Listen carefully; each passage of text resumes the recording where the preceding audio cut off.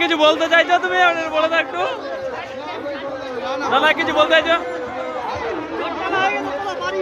একটা এই ছেলেটার জন্য একটা মেয়ে দরকার।